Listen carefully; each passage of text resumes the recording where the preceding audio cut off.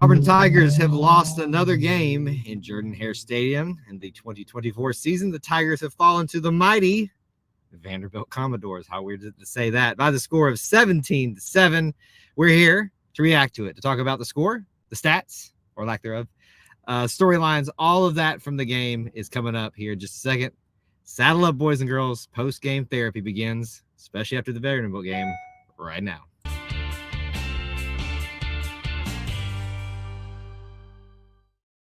War Eagle, everybody, welcome back to another edition of E2C Network Live, where we like to get together and hang out and talk about the Auburn experience, good or bad, sports or otherwise. We define the Auburn experience as Auburn sports, Auburn culture, Auburn family stuff. A more finer point is if it's orange and blue, it's what we do.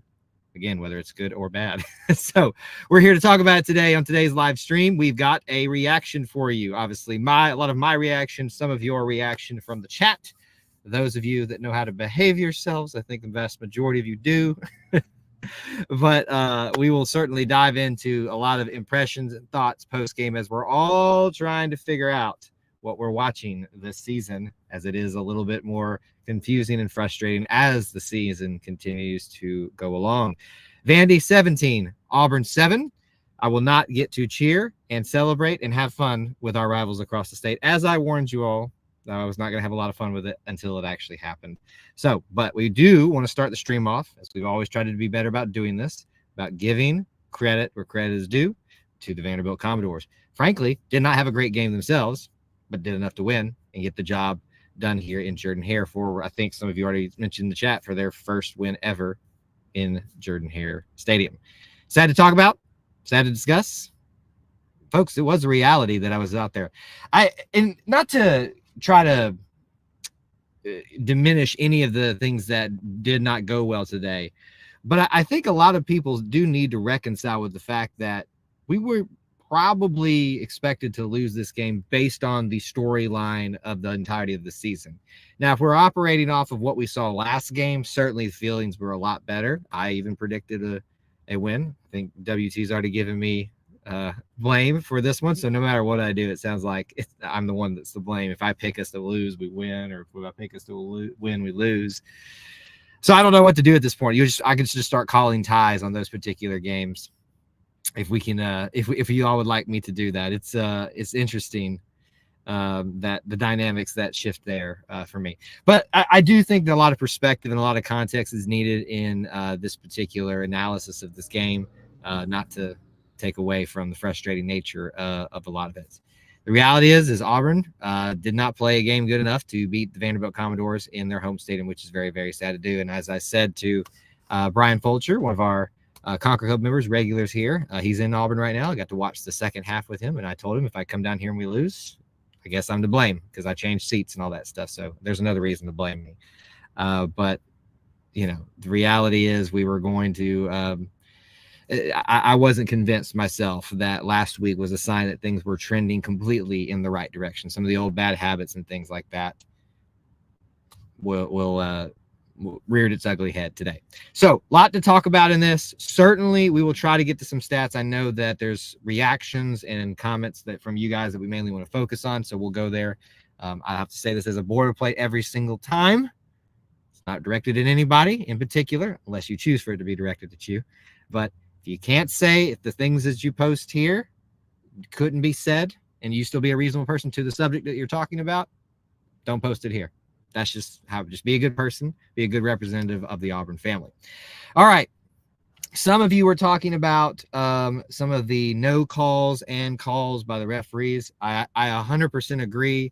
Very bogus calls, especially on the big drive for them to score and put the game away for them, essentially. However, what do I always say about those calls? You should never be in a position for them to affect you that way, right? I mean, I think we can all agree there.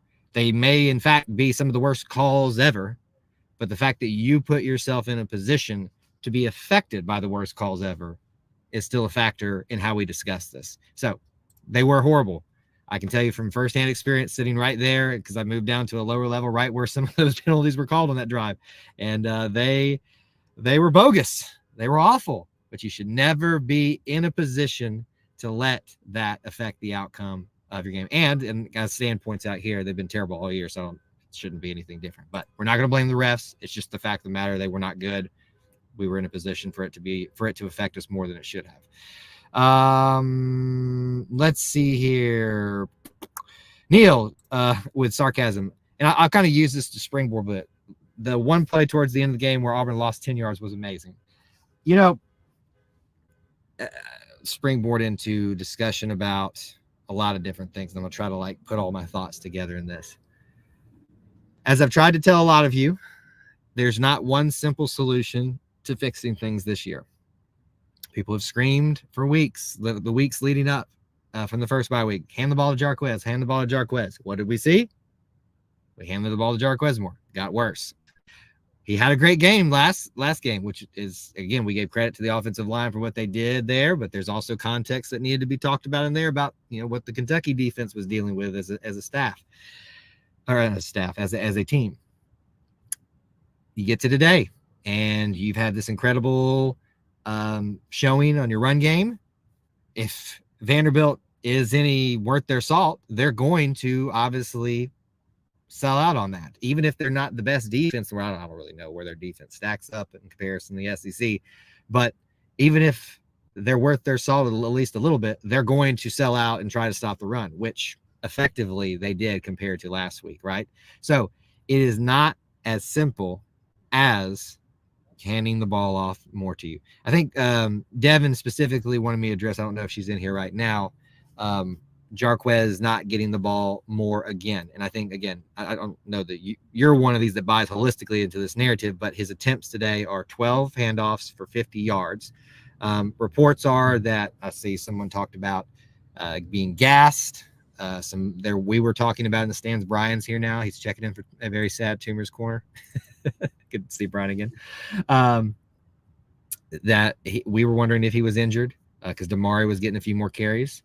I think it's all factors, but it really isn't as simple as that. Now Ryan's trying to get things stirred up. That's my cousin. Y'all just ignore him. Ryan Loomis loves to instigate things, and if Tyler was here, they would be they'd just be rearing it up together. Okay, back to this before Ryan tries to throw me off the rail again. Really, it amounts to that. This offensive line as a unit is not good. Individuals, I'm not really going to speculate on because everybody will make their own opinions about who that, and we're not going to sit here and just call players out one by one. But as a unit, this is not a good offensive line yet again. It's bad. It's very bad. It's not good. And I'm sad that I continue to have to talk about it that way. 3 sacks today for Auburn for a total loss of only 7 yards. If I'm reading this stat breakdown right here. We also allowed, this is our offensive unit allowing this. I'm going to say offensive line, but also acknowledge that there's blocking that can get better on the perimeter as well.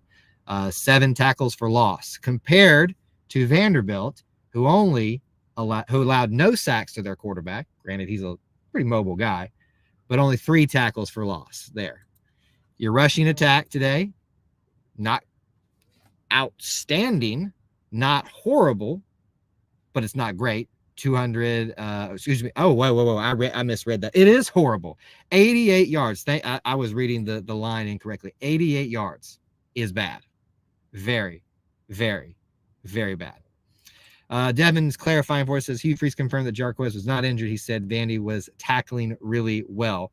Well, and, I think you always have to keep in mind that they may not be 100%, even if they're not injured, or they may be gassed, or whatever the narrative may be. But credit goes to, I think, Vandy, as we talked about at the beginning of the show, that they came in here and handled their business is really what it is. Oh, there's Tyler again getting into it. It's fairly simple today. Our interior offensive line can't run block, and Peyton Thorne is garbage. My gosh, Ryan, come on now. Ryan's really trying to start getting things stirred up here, Ryan. We don't do that here. And Tyler wants to get me going with bring Gus back. Let's see here. Giving credit to the defense, Stan says AU defense played outstanding. I think they did. I really do. And I hate it for them because they have kept this team in positions that they probably didn't deserve to be in based on performances. Today, they hold Vanderbilt's offense to 227 yards total. Folks, that's less yards than we passed for. Less yards than we passed for on our team. And they still got the win 17-7. It's just baffling. It's just baffling. They passed for 143. They rushed for 84. They were worse rushing than us. Diego Pavia today, 9 for 22, 41% completion. And again, I haven't studied Diego Pavia other than his dynamic ability, but you do need to give credit to our defense today. They played solid. Falk, I mean, he's balled out since. And by the way, David, I did see your comment. It was good to meet you today too. Here's the thing: I ran into a lot of people today that either watch, listen, whatever. So thank you guys for continuing to come over and say hello. Tim says every team that Vandy held under 100 yards rushing, they had defeated, and AU had 88. Ooh, if that stat is correct, Tim bringing out some good stuff here. I am going to ask that while we're trying to focus on this, let's keep the Gus discussion. We can have that another day because I would like to be a part of that discussion because there's some things in that are not accurate whatsoever. But let's keep our focus on this. But it did not have to be this way. I had to get that one in there at least.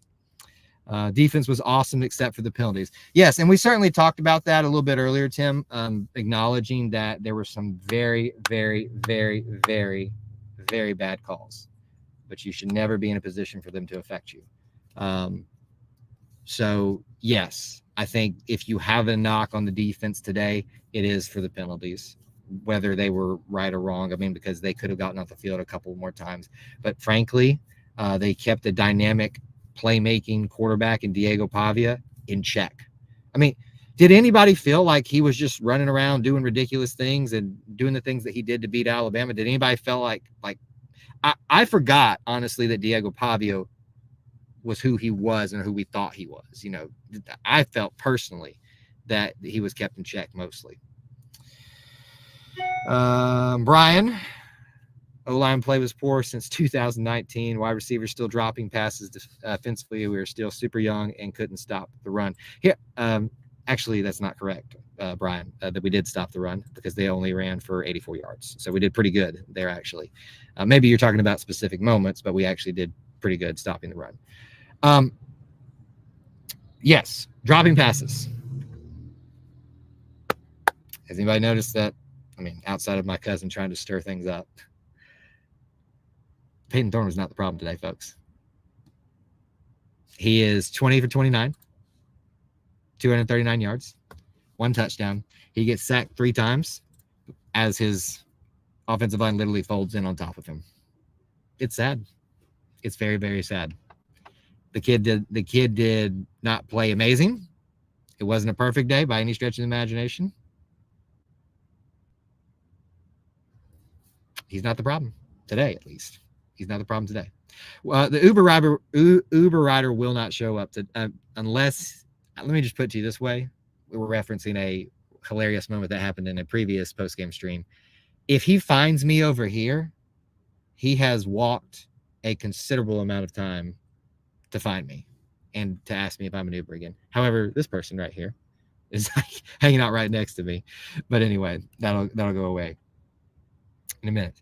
One other thing and where was the comment at that I wanted to talk about? Super young still on the defense. I think this one may fall in the same vein of what I want to speak on.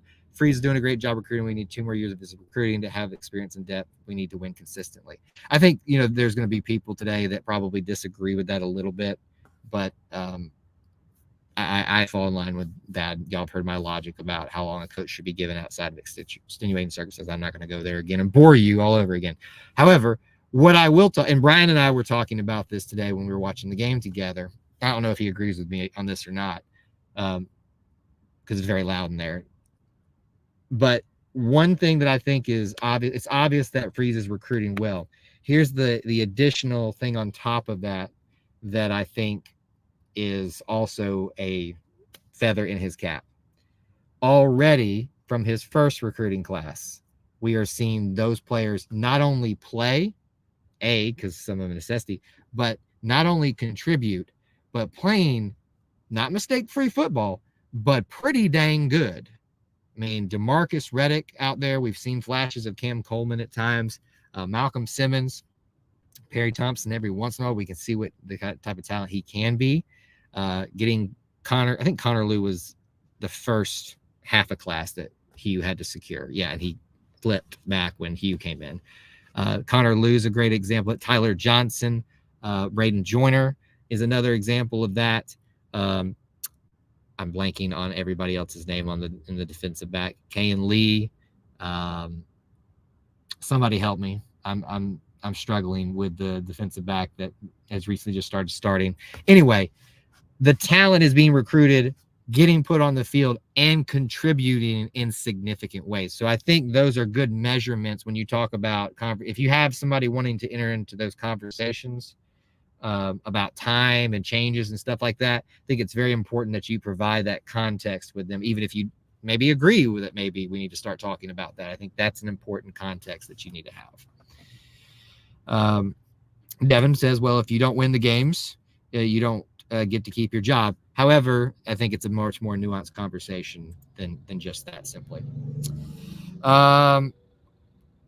Can we agree how awesome it was to see Coach Tubbs at the game? I think some people will not be able to keep the politics out of it, but yes, I agree. It was great to see Coach Tubbs here within the context of his team being celebrated and all that stuff. It was very good. If y'all didn't watch Tiger Walk today, when we did it live, you should, because you got to see all of them essentially. Well, everybody that could attend today. Okay. Let me run through some stats again. Keep talking a little bit about the game. I know y'all are wanting to move on a little bit, but this is a reaction stream after all. We've already talked. Total yards for Auburn was 327, 239 passing, 88 rushing. Penalties today, giving up 6 for 47 yards. I think we all kind of talked about it, and I think my prediction was like 6 penalties, but for more yardage. So I got to keep that in mind. Auburn has 14 first downs today. Auburn is 2 for 13 on third downs.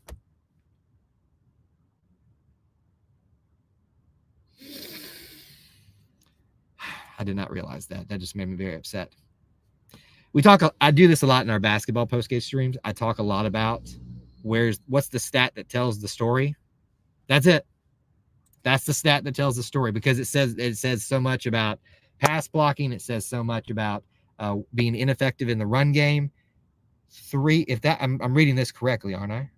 Let me double check. Yes, 2 for 13 on third downs. Y'all remember when we had one of our Conquer Club members request having that in there? That is ridiculous. We'll give it, if Unbeaten Lake saying he claimed that on the show, we'll give it to him. Third downs would determine this game. You can't win games when you can't convert third and shorts. It ain't that simple, right? You can't just be handing the ball off to Jarquez every single time. Because some teams are going to be a lot better than that. I don't know if they skipped over announcing Tommy. I don't think they would. I was walking downstairs, so I probably not walking the stairs. I was getting some food when that happened. Unfortunately, I timed it bad. Could have looked at the schedule. More team stats. Comparable on total plays. We had a better average yards per play, as we've had the entire season pretty much.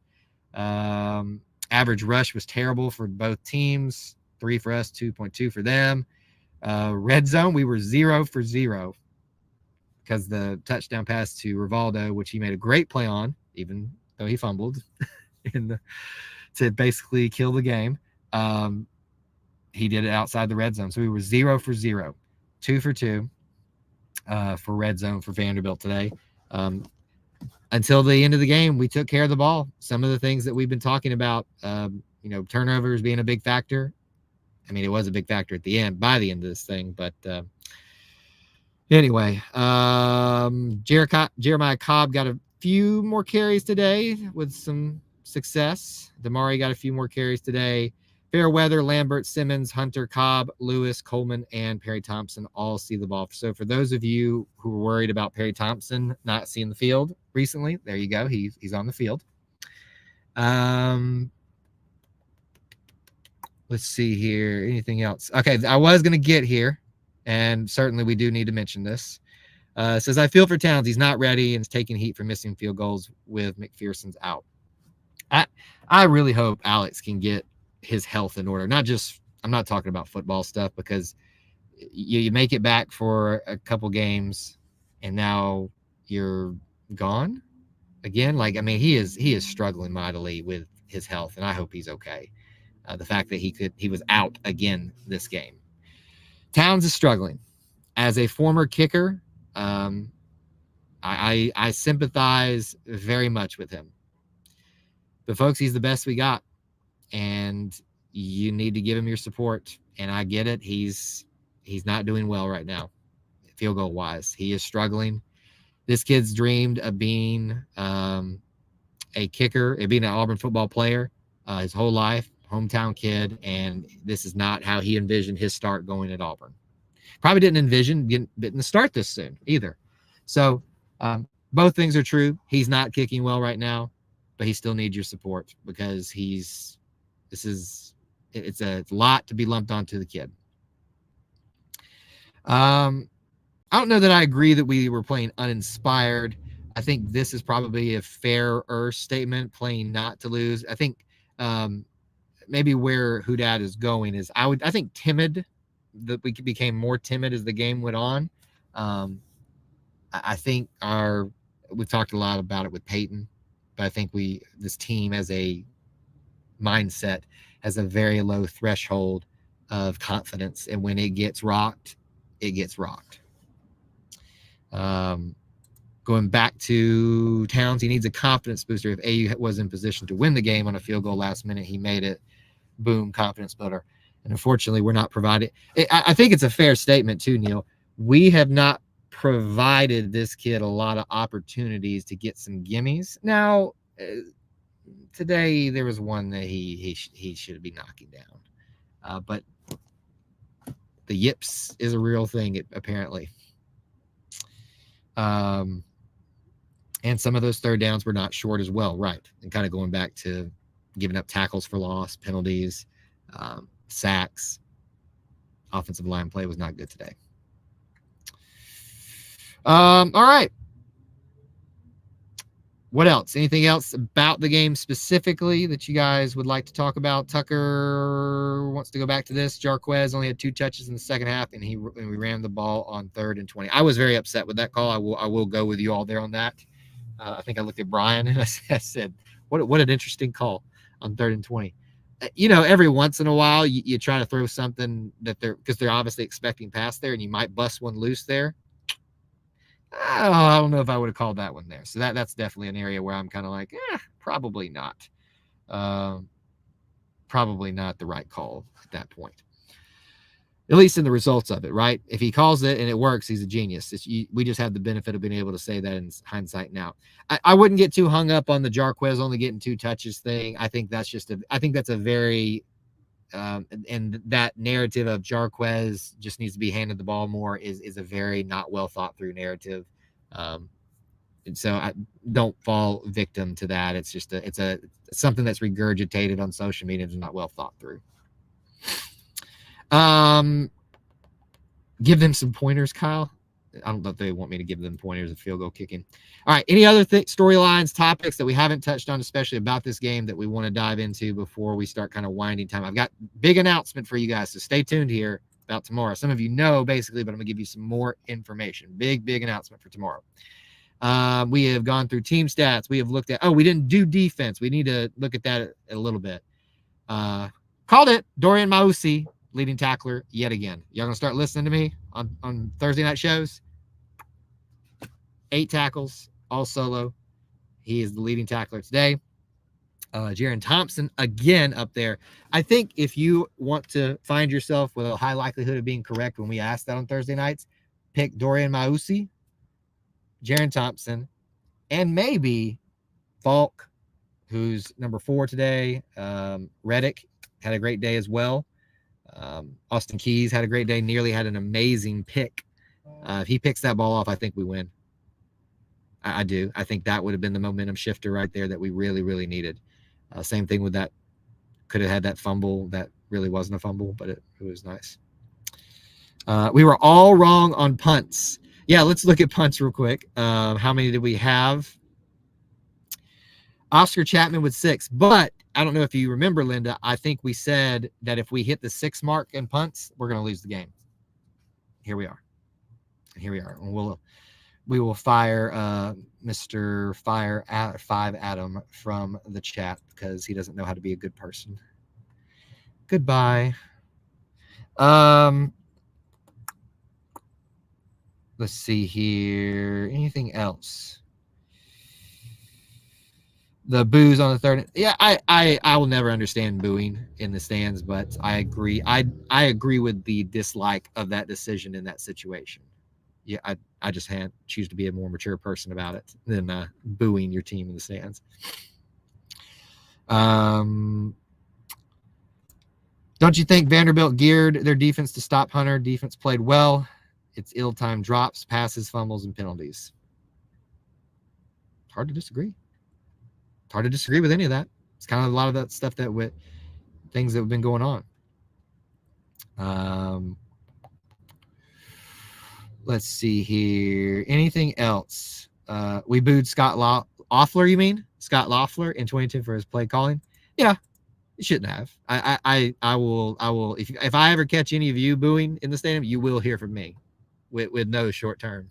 So if you're one of those that participates in that, be sure not to do it around me because I will embarrass you, and I will make sure that you are discussed in not so good a light. But anyway, besides that, let me maybe start kind of putting this into a fine point. Let's talk. If you've got other topics that we haven't talked about yet, go ahead and start dropping them in. Let me give you guys the rundown of stuff. Very, very, very, very important. We have a big day tomorrow because, folks, episode 100 of the Auburn Experience podcast, as my thing was delayed coming up and I re-clicked it, is tomorrow. We are doing it live. Do it live. We are doing it live from the Auburn Alumni Center out on their patio. It should be a lovely day.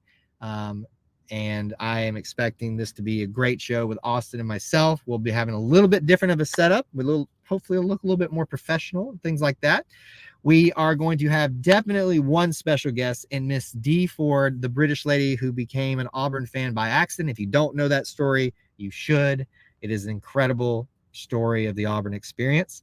We also hope to have a second guest that has a pretty good perspective about NIL and another Auburn business in here that you are probably very familiar with. I don't want to really go any more detail because we have not confirmed any of that yet, but we're hoping to have them on as well. But you will definitely have Austin and myself, episode 100 tomorrow, 2 p.m. Central Time. Do not miss it. It's going to be a lot of fun. Of course, we'll be doing Wednesday night show. I got to look at the schedule this week to see how the basketball games all align. We'll be doing probably a post-game stream for that and how all that affects the schedule this week. Obviously, no preview because it's a bye week. Again. Kyle's going to beat everyone up. Yes, I will beat everyone up in the stands. Now, my goal is not to get accused of assault, but you will leave the stadium with your tail between your legs if I catch you booing. I promise. So that's how I feel about it. I hope I didn't make that any more unclear than that. All right, rounding the show out. Vandy 17, Auburn 7. As we said at the beginning of the show, congrats to Vandy. If you're going to lose to Vandy, this is the year to do it. They have swept the state of Alabama, probably for the first time. I don't know if it'll be ever because they used to be good back in the day, but definitely for the first time in a long, long, long time. Congrats to them. And as I said on a previous stream, get us now while you can, because it won't be long before we're back in the action and we're back taking care of business. And taking care of business is normally taking care of Vandy. Not this year, though. Congrats to them. Not a well-played game all the way around by both teams. Vanderbilt does enough in the end to get Auburn in Jordan-Hare Stadium, and hopefully we'll find a way with 2 weeks of extra preparation to finish strong in this season. Obviously, bowl chances are the most slim that they have ever been and probably very unlikely, but it is still on the table mathematically. Likelihood, not, but mathematically, it is still there. Anyway, thank you guys so much for hanging out with me. I think we had a pretty chill chat for the most part tonight. Thanks for hanging out and being part of our little family within the Auburn family. Till I talk to you again, hopefully tomorrow, episode 100. Thanks for hanging out with us, and War Eagle to you guys as I'm trying to struggle and find my thing.